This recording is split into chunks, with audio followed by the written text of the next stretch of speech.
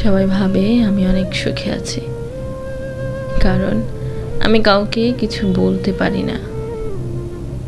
কিন্তু সত্যি কথা হলো, মনের কষ্টগুলো কাউকে বোঝাতে পারি না।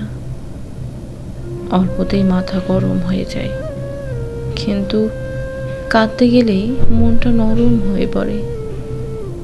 হঠাৎ হঠাৎ মন খারাপ হয়ে যায়, কারণটা নিজেও বুঝি না। অনেক সময় সব কিছুতেই নিজেকে অবহেলিত মনে হয়।